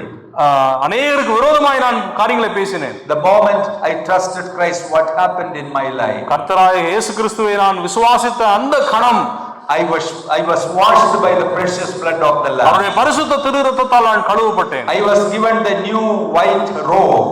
நான் ஒரு புதிய ஒரு வெண்ணிற ஆடையால் உடுத்தப்பட்டேன். Christ's righteousness was imputed to me. கர்த்தராகிய இயேசு கிறிஸ்துவின் நீதி எனக்கு கொடுக்கப்பட்டது. Then why shouldn't I forgive others? நான் ஏன் மற்றவர்களை மன்னிக்க கூடாது? Lord, but it is very difficult. ஆனாலும் ஆண்டவரே அது கடினமாய் இருக்கிறது. Strengthen me to do so. ஆண்டவரே நான் அவ்விதமாய் செய்வதற்கு எனக்கு நீர் கிருபை பாராட்டும். The Bible says that why should we forgive others that God forgave us in Christ? ஏன் நாம் மன்னிக்க வேண்டும் என்றால் கர்த்தராகிய இயேசு கிறிஸ்து நம்மை மன்னித்தார். Forgiveness always demands some kinds of that price. மன்னிப்புக்கு நாம் விலை கொடுக்க வேண்டும். God forgave us, that means God paid a great price. தேவன் நம்மை மன்னித்தார் என்றால் அதற்கு அவர் பெரிய விலை கொடுத்தார். And what was that price? The death of his son. என்ன விலை கொடுத்தார் என்று பார்க்கும் பொழுது தன்னுடைய சொந்த குமாரனுடைய மரணம். Sometimes as we die to ourselves, then only we can forgive others. அநேக வேளையிலே நாம் நமக்கு நாமே மரிக்கும் பொழுதுதான் நாம் மற்றவர்களை மன்னிக்க முடியும். Sometimes die to the self, then only we can forgive others. நம்முடைய சுயமானது அங்கு மரிக்கும் பொழுதுதான் நாம் மற்றவர்களை மன்னிக்க முடியும். And another thing we would like to remember that when we forgive others, we are made okay in the presence of the Lord. We are made okay then when we forgive. பொதுவாக நாம் மற்றவர்களை மன்னிக்கும் பொழுதுதான் கர்த்தர் பார்வையிலே நாம் ஏற்றுக்கொள்ளப்படுகிறோம். Our standing in the presence of the Lord will be acceptable. அப்பொழுதுதான் நாம் கர்த்தருடைய பிரசன்னத்தில் நிற்பதற்கு தகுதி உடையவர்களாய் நாம் காணப்படுவோம். But the other person offended us, his acceptance in the Lord will not take place automatically. He also will have to go through the same process. நமக்கு விரோதமாக எழும்பினவர்களுடைய அவர்களுடைய காரியங்களை கர்த்தராகிய தேவன் அங்கு ஏற்றுக்கொள்ள மாட்டார். நிச்சயமாக அவர்களும் கூட உணர்ந்து அங்கு மன்னிப்பை கேட்க வேண்டும் தேவனிடத்தில். He himself also to submit.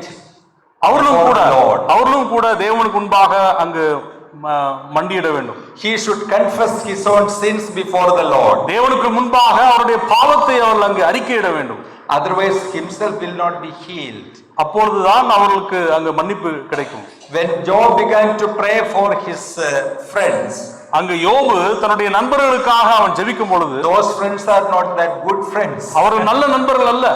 For many days they sat with Job and began to say all the unrighteousness against Job. அங்கு யோபோடு கூட அமர்ந்து யோபுக்கு விரோதமாய் அநேக அநீதியான காரியங்களை பேசினார்கள். They were trying 24 hours into many hours the thing that you're trying to proving Job, you are a wicked man, you are a hypocrite, you are an unrighteous man.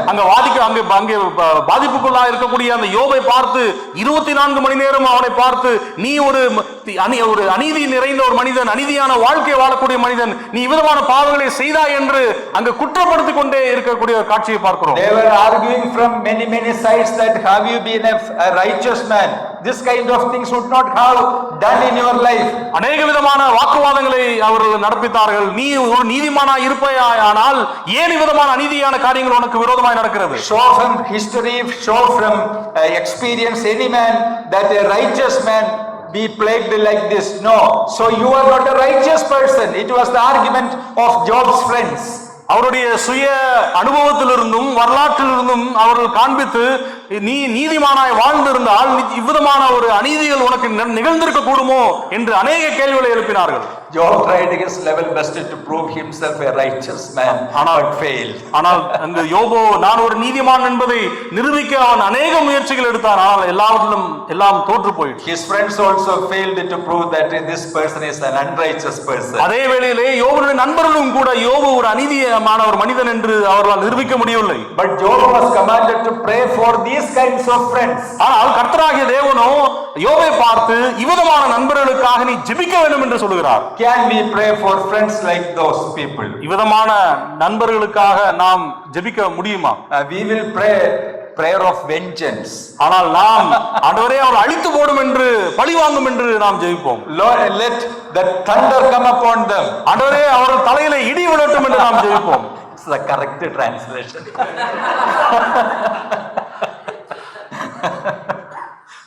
But Job prayed for his friends. ஆனால் யோபு அவருடைய நண்பர்களுக்காக ஜெபித்தார். Then what was the immediate effect?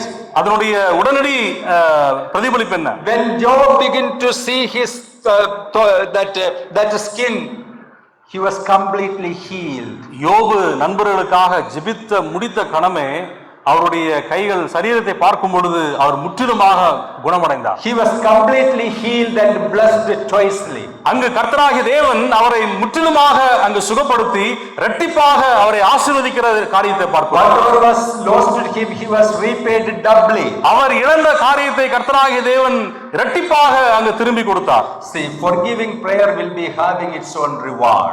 நிச்சயமாக நாம் மற்றவர்களை மன்னிக்கும் பொழுது ஆண்டவர் அங்கே ஆசீர்வாதத்தை அங்கு பொழிந்திருக்கிறார். Sometimes we will not pray because of fear that if I pray a prayer of blessing for him, is there any chance of him being blessed?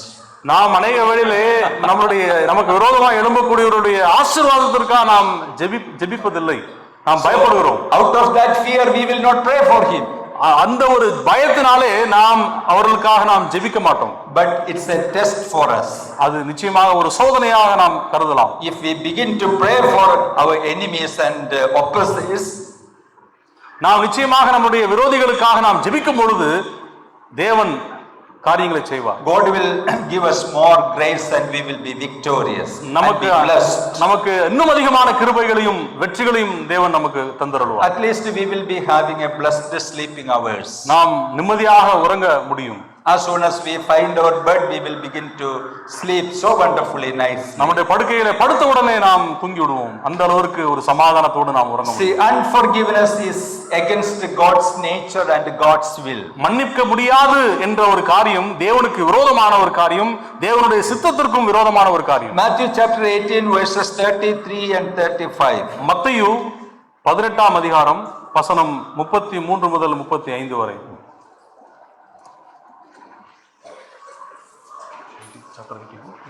Matthew chapter 18 verses 33 to 35.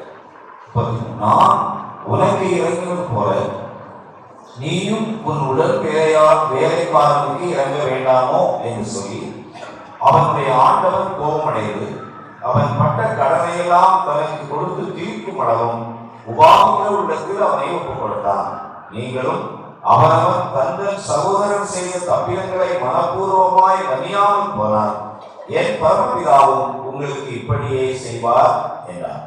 See, you know the background of the parable. இந்த ஒரு ஓமையின் பின்னணி நீங்கள் அறிவீர்கள். So this particular person received pardon from the master, but he was unwilling to forgive his debtor. இந்த ஒரு நபர் தன்னுடைய எஜமானிடத்திலிருந்து அவன் மன்னிப்பு பெற்றுக்கொண்டான். ஆனால் அவனுக்கு கீழாக இருக்கக்கூடிய உடன் வேலைக்காரனுக்கு அவன் இறங்கவில்லை. So what actually God demanded from that person? கர்த்தராகிய தேவன் அந்த அவருடைய எஜமான் அந்த நபரிடத்திலிருந்து என்ன எதிர்பார்த்தார்? Himself was forgiven of all his debts, so he also to act so.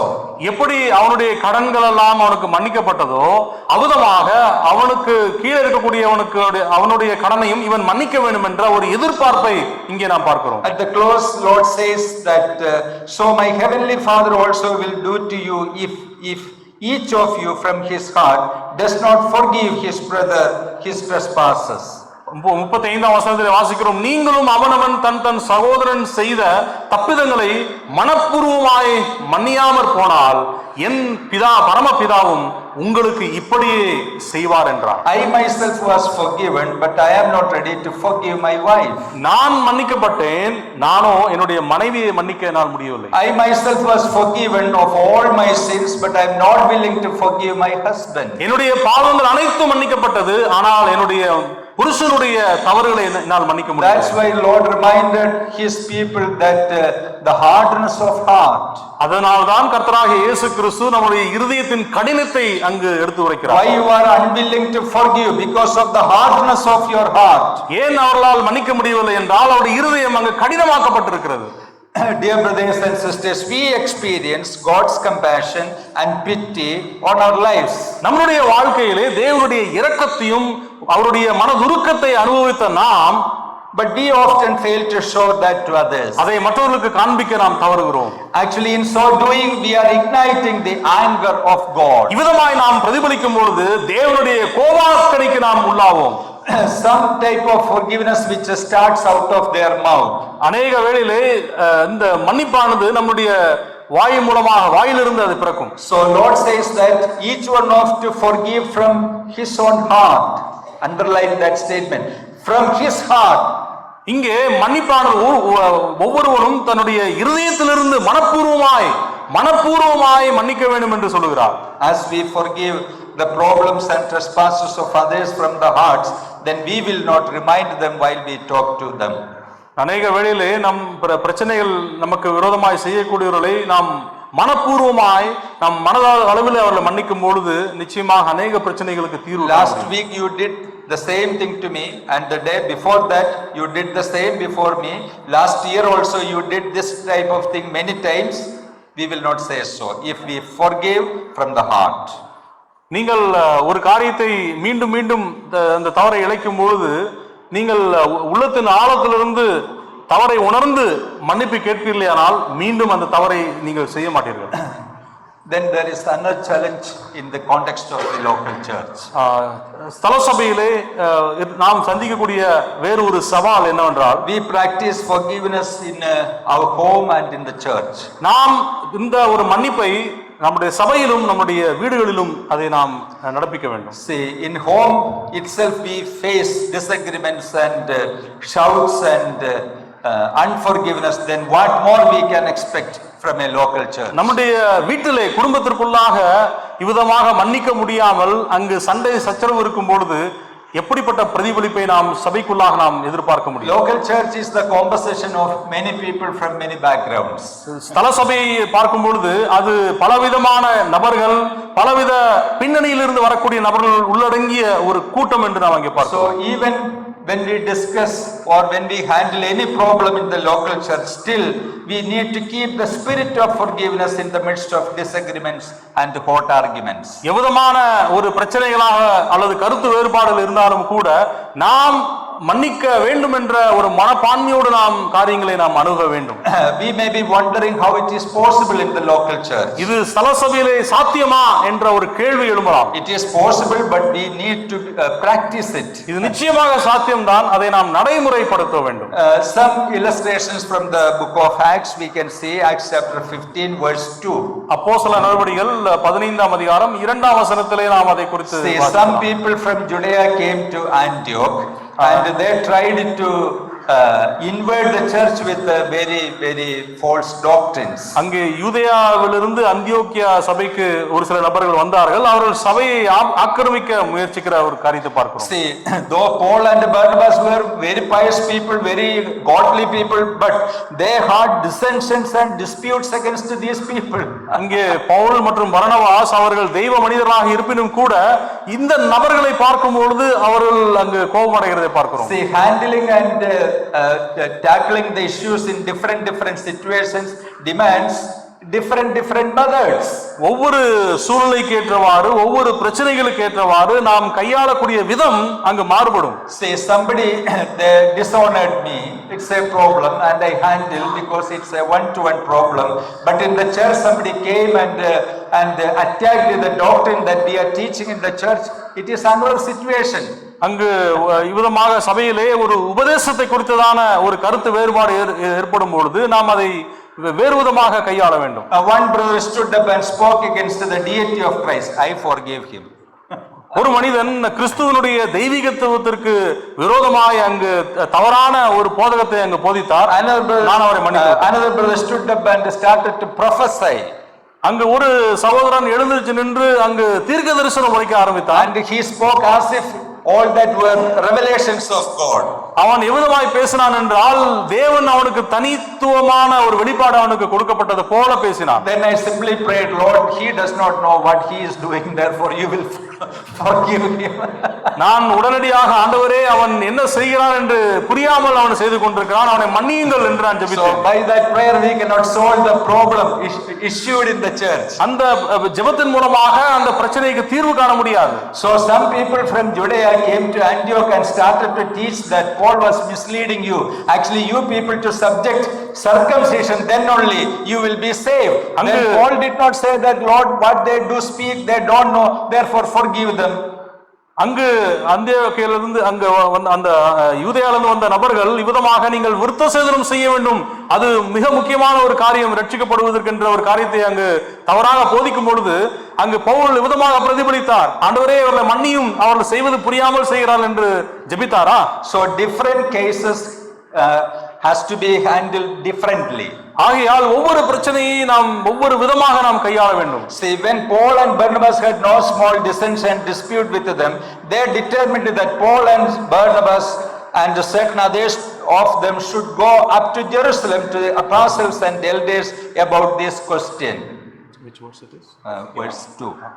அதனாலே அவர்களுக்கும் பவுல் பர்னபா என்பவர்களுக்கும் மிகுந்த வாக்குவாதமும் தர்க்கமும் உண்டான போது அந்த விஷயத்தின் நிமித்தம் பவுலும் பர்னபாவும் அவர்களை சேர்ந்த வேறு சிலரும் எருசலேமில் இருக்கிற அப்போஸ்தலரிடத்திற்கும் மூப்பரிடத்திற்கும் போக வேண்டும் என்று தீர்மானித்தார்கள். See, the situation was very difficult to handle. இந்த ஒரு சூழ்நிலை மிக கடினமான ஒரு சூழ்நிலை கையாளுவதற்கு. Paul and Barnabas tried their level best to solve the problem in the town Antioch. இந்த அந்தியோக்கியாவில் ஏற்பட்ட இந்த பிரச்சனையை அதை கையாளுவதற்கு பவுலும் பர்னபாவும் மிகவும் அங்கு ஸ்தம்பிக்கிற ஒரு காரியத்தை They tried their level best to explain the doctrine of justification by faith. நீதிமானாக்கப்படுதல் என்ற ஒரு தத்துவத்தை, சத்தியத்தை அங்கு விளக்க இங்க பவுலும் பர்னபாவும் முயற்சிக்கிற அந்த முயற்சிகளை நாம் But the people from Judea, they insisted that Peter, James, John, they are apostles of Christ. They were the foundations of the church. These people are teaching things in a different way. யூதேயாவிலிருந்து வந்த இந்த சகோதரர்கள் அங்கு வேறு விதமான ஒரு காரியத்தை அங்கு பிரசங்கிக்கிறார்கள். Paul and Barnabas said that no, Peter and James teach the same doctrine that we teach. அப்பொழுது அந்த நபர்கள் விதமாய் சொன்னார்கள், பேதுரு, யோவான், யாக்கோபு இவர்கள் தான் சபையின் தலைவர்கள் என்று அவர் சொல்லும் பொழுது இங்கு பவுல் சொல்லுகிறார், அவர்களும் கூட இவ்விதமான நாங்கள் சொன்ன சத்தியத்தை தான் அவர்களும் போதிக்கிறார்கள் என்று சொல்லுகிறார். There has been court arguments exchange. அங்கு ஒரு நீதிமன்றத்தில் நடக்கக்கூடிய விதத்தில் இங்கு வாக்குவாதங்கள் ஏற்படுகிறதை பார்க்கிறோம். No chance of settling the issue. இது ஒரு முடிவுக்கு வராத ஒரு பிரச்சனையாக நீடித்துக் கொண்டு போகிறது. So people around them decided that why don't Barnabas and Paul, why don't you go up to Jerusalem? அப்பொழுது அங்குள்ள நபர்கள் விதமான ஒரு ஆலோசனையை சொல்லுகிறார்கள்.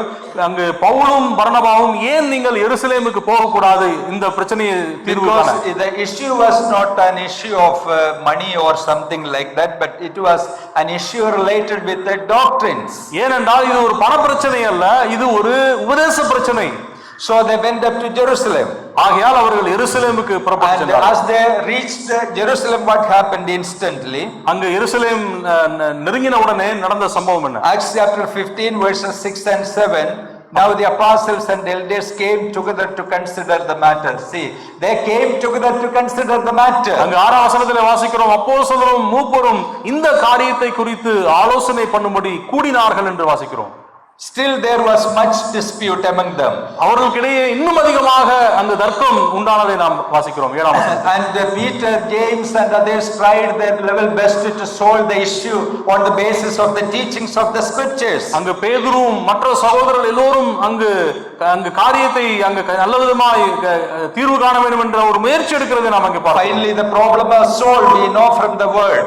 நாம் வாசிக்கும் போது மேலும் வாசிக்கும் பொழுது இந்த பிரச்சனைக்கு ஒரு தீர்வு அவர்களால் காண முடிந்தது. See, as the local church when it come together to deal with such a issue, there would be problems, dimensions, disagreements and many other things. இவ்விதமாக ஸ்தல சபையிலும் கூட உபதேசத்தை குறித்ததான கருத்து வேறுபாடுகள் நிச்சயமாக வரக்கூடும்.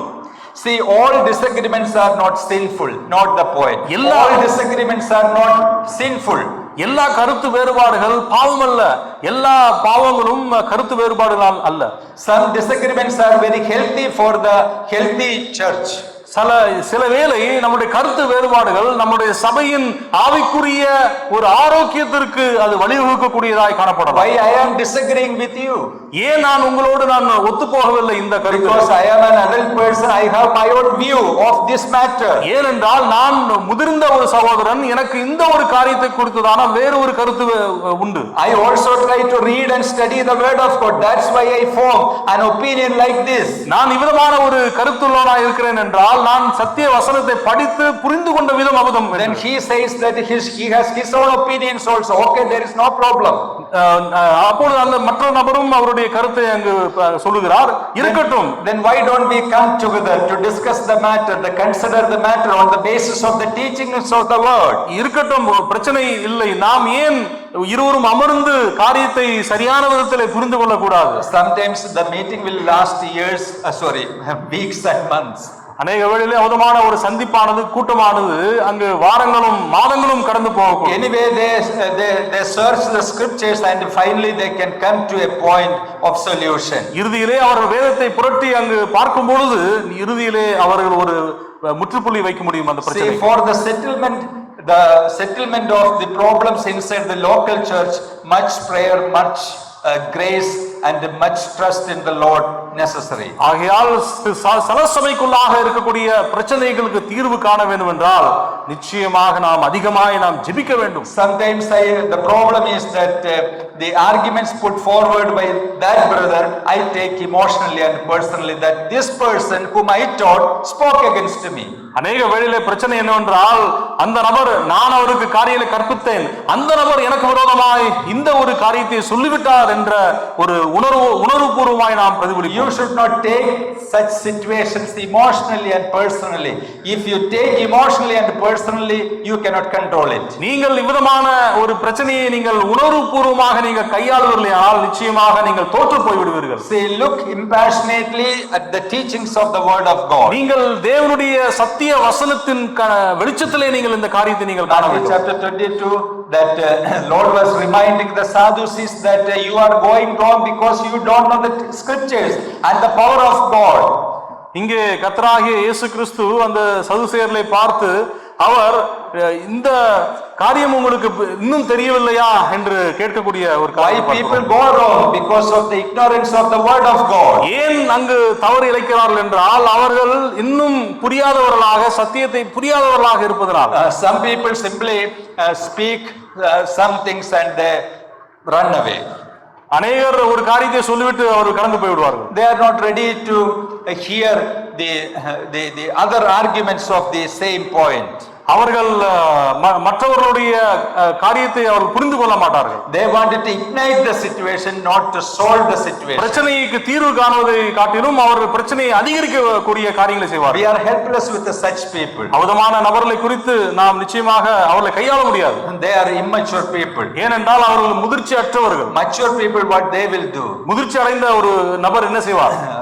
If it is the teachings of the word of God, what am I? Am I more than the scriptures? I am ready to receive it. தேவனுடைய வசனம் இவ்விதமாய் சொல்லுமேயானால் அதை எதிர்க்க நான் யார்? நான் அடிபணிகிறேன் என்று சொல்லுவான். Prove it by the scriptures. That's the only thing I demand. நான் எதிர்பார்ப்பது ஒன்றே ஒன்று, நீங்கள் வசனத்தை வைத்து நீங்கள் அதை நிரூபியுங்கள் என்று. So there will be many problems and dissensions or disagreements in the local church. இவ்விதமான அநேக பிரச்சனைகள் சலசபைக்குள்ளே காணக்கூடும். And in certain situations we need to go up to Jerusalem. அவ்விதமான ஒரு சூழ்நிலையிலே நீங்கள் எருசலேமை நோக்கி நீங்கள் கடந்து போக வேண்டும். What does it mean? அப்படி என்றால் என்ன? If we are unable to solve that thing in locally, we need to have a bigger platform. அவ்விதமான விதத்தில் பிரச்சனையை நம்மால் சரி செய்ய முடியவில்லை என்றால் நாம் இன்னும் பெரிய சகோதரர்களிடத்திலே நாம் அங்கு கடந்து செல்ல வேண்டும். More mature and scholarly people we need to have to solve the problem scripturally. அங்கு அநேக முதிர்ந்த விசுவாசிகள் அல்லது சபை தலைவர்களிடத்திலே நாம் காரியங்களை கொண்டு செல்ல வேண்டும். In the initial days of my ministry, I had wonderful experiences in the elders meeting. என்னுடைய ஆவிக்குரிய வாழ்க்கையின் துவக்க காலகட்டத்திலே எல்டர்ஸ் மூப்பர்களுடைய அந்த கூட்டத்திலே அநேக அனுபவங்களை நான் பெற்றுக்கொண்டேன். Only a handful of people then usually gathered in Kerala for this purpose. கேரளாவிலே இவ்விதமான பிரச்சனைகளை தீர்வு காண்பதற்கென்று ஒரு சில நபர்கள் மாத்திரம் அங்கு கூடுவார்கள். See, great people, big people, godly people exchanged hot arguments. அங்கு சபை தலைவர்கள், தெய்வ மனிதர்கள் அங்கு காரசாரமாக அங்கு விவாதிக்கக்கூடிய காரியங்களை I was பார்க்கிறேன். surprised to hear how these people become godly people. அப்பொழுது நான் அவர்களை பார்த்து ஆச்சரியப்பட்டிருக்கிறேன். இவர்கள் எப்படி ஒரு தெய்வ மனிதர்களாய் கருத முடியும்? Lord, what will be the end of the meeting? Will it be clashed? ஆண்டவரே, இந்த ஒரு கூடுதலானது எவ்விதமாய் முடிவடையும் என்று ஒரு ஆச்சரியத்தோடு ஆண்டவரே எப்படி இருக்குமோ என்று நான் கேட்டதுண்டு. Hours of hot arguments exchanged one by one, and at the end they prayed together and gave benediction and go together for tea.